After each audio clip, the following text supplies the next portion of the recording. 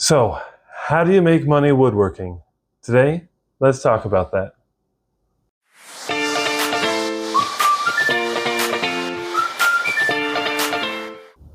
Now, I'd say there are three main ways of selling your woodworking products.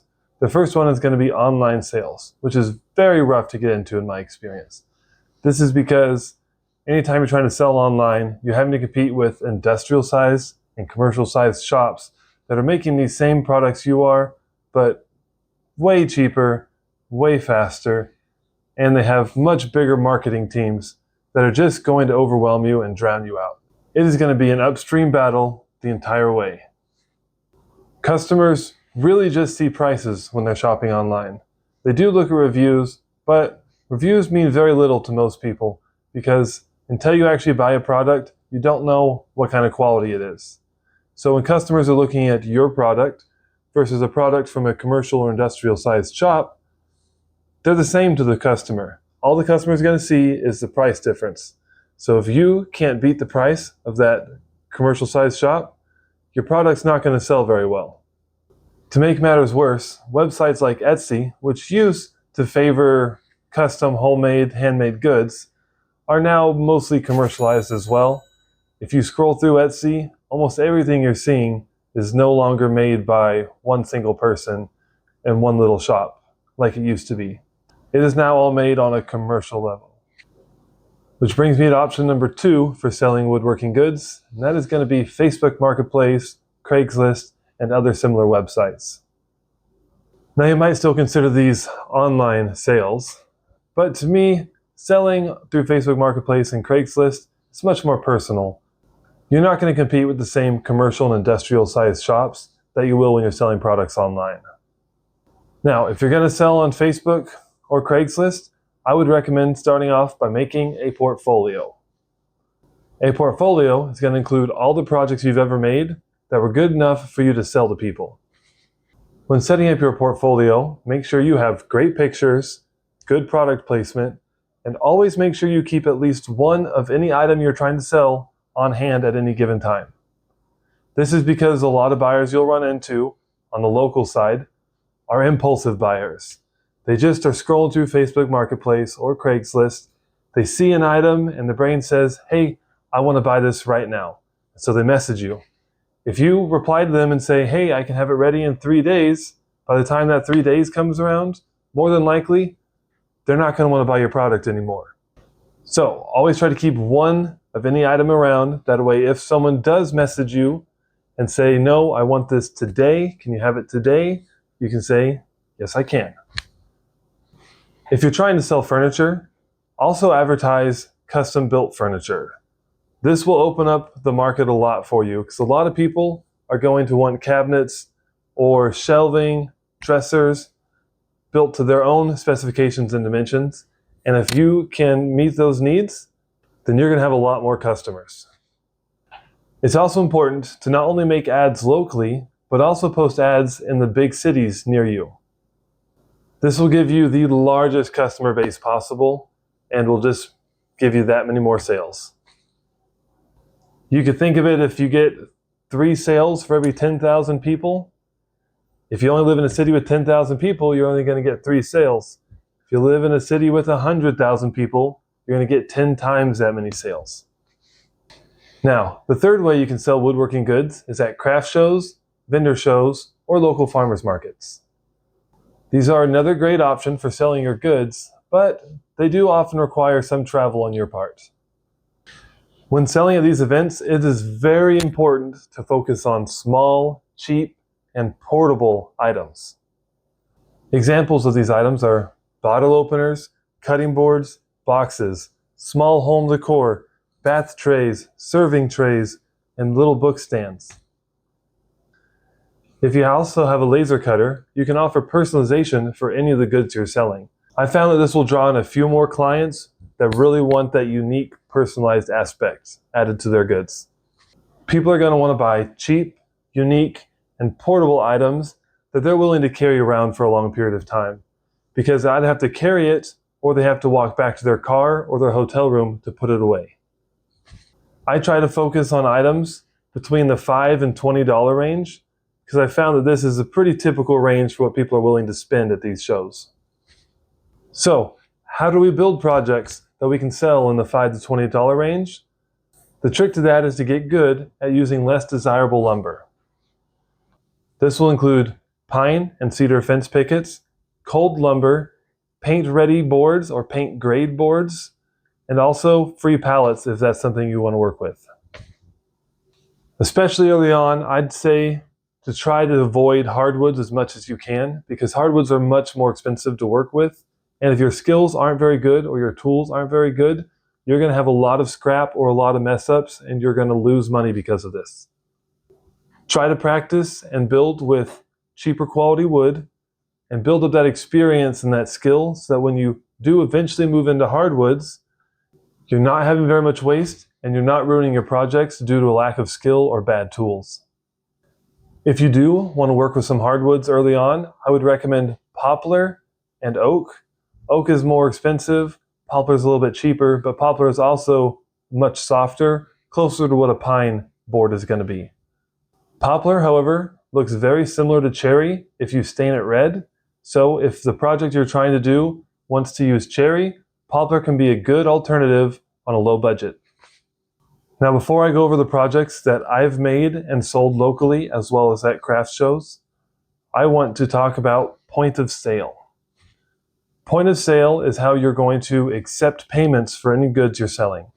I have found it incredibly important to carry both cash and a way to accept credit and debit cards, because you are going to get a lot of customers that want to purchase items with one or the other, sometimes both of these options.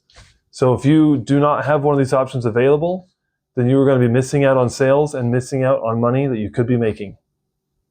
All right, so let's talk about some things that I have sold on Facebook or Craigslist that you could build and sell as well. I'm going to start off with concealment cabinets or concealment shelves. Now, these shelves are pretty easy to build and are actually one of the first things I started to build and sell on Facebook and Craigslist. These shelves have a magnetic lock, and I make a little cube with a magnet in it that I always sell with them.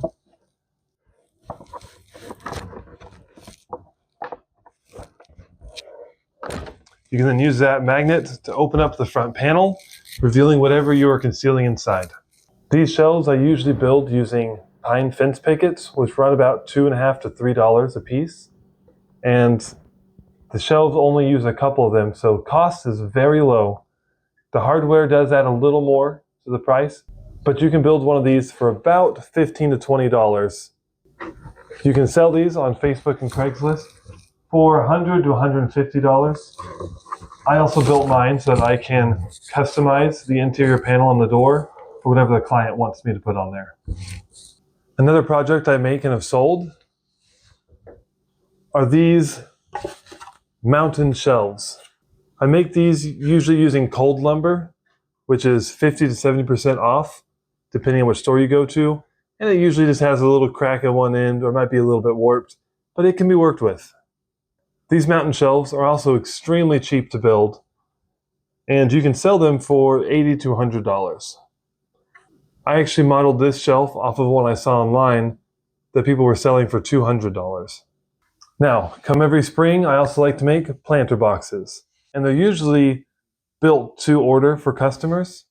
I've built them as small as about 16 square inches up to ones that are 10 feet long. These are usually made of pine or cedar fence pickets as well.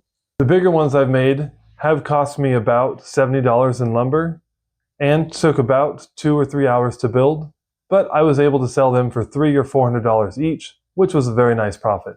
The last couple things that I like to build and sell on Facebook and Craigslist are shelves, nightstands, dressers, things like that. These are also often built custom order for people. I'll ask them to send me the measurements for how big they want it to be, and also tell me a description of what they're looking for, and then I'll work with them to build what they have in mind. The cost and price on these projects varies a lot depending on the project, so it's hard to give an exact estimate of what you can build it for versus what you can make. But if you are using cold lumber, fence pickets, or any other cheaper wood that you have access to, you can make a really good profit off these items, and the customers really appreciate the craftsmanship that you can put into them versus something they could buy from the store. Now, if you're planning on selling at farmers markets, or craft fairs, or vendor shows, you're going to want to focus more on small items, like I said earlier. Here are a couple of small items I like to build and sell at these shows. The first one is going to be these small pine serving trays. Now, I like to find the most unique looking pine boards I can when I make these. As you can tell, this doesn't just look like some yellow piece of pine. I also like to give them cool designs. This one looks a lot like a cleaver, which has been very popular for me. Now, when I buy this lumber, this board is usually a 6 or 8 foot board, and it can cost $10 to $20 depending on where you're buying it. I usually do not use cold lumber for this because the options in that are very limited, and I'm looking for straight, clean wood that usually has some kind of defect in it to make it more unique or more beautiful. You can build 3 or 4 of these per board, so cost is usually about $5 an item, and I sell them for about $40 a piece. The next item, and probably one of my most popular, has been these tiny little picnic tables. Some people call them chicknick tables. I've seen them used for squirrel feeders as well. I've also made some that I cut holes out in the top and then put in food and water bowls for small dogs or cats, and people just love those. I have found that these sell a little bit better if you paint or stain them so that they are colored and not just natural wood. But even natural wood, they are a hot seller. I make these with fence pickets as well, so they cost about $2.50 each to make, and I sell these for $30 or $40 a piece. Next up are going to be candle holders or candle sconces. I usually build these in some sort of set. If they're sconces, it's usually 2. Candle holders, usually 2 or 3. I built this particular set out of some scrap pieces of rough cut 4x4 post. They're extremely simple to build. Just cut them to length. I don't even sand the outside. Use a drill bit to cut a hole in the top just big enough for a tea light to go into. Then I cover the whole thing in a couple coats of polyurethane to seal it up and give it a nice, beautiful sheen. Again, the cost on these can vary depending on where you can get your 4x4 posts from if you want to make this particular style. But considering a lot of times you can get them for free, there may be little or no upfront cost for you. And you could sell a set like this for $10 or $15 pretty easily. My next couple items are all built using a laser cutter and laser engraver. If you do not currently have one, I would recommend getting one down the road when it's in your budget. Let me show you a few things I make and sell using my laser cutter. The first one are these light boxes. I usually leave the back panel of these blank so that people can purchase them from me at these shows, and I can then do a custom engraving for them on the back. Now these boxes cost about $1 in wood. I buy these 1 foot by 1 foot panels on Amazon. They come in a pack of 25. It's usually about $22.50. And I sell these for $10 to $15 a piece, depending on if they want a custom engraving on the back or if they just want the plain box.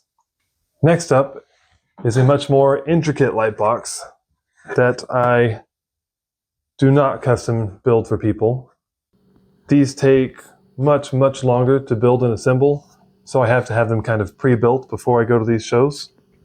Once again, the back of these is left blank, so if people would like something custom engraved on it, I can still do that.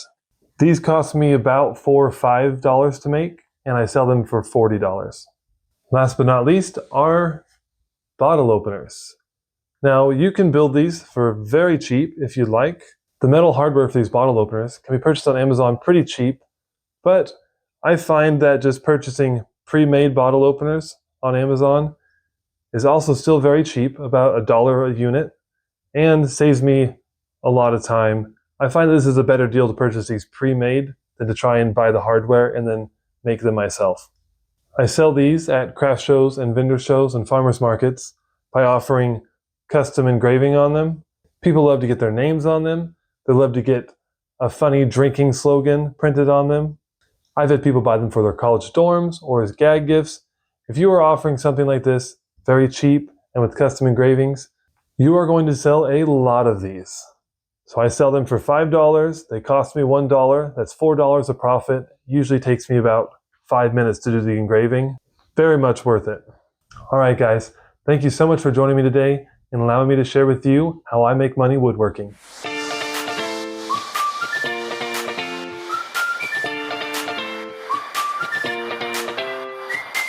But don't lock your f***ing key on the inside, otherwise you never get the open. Gotta put that in the credits, huh?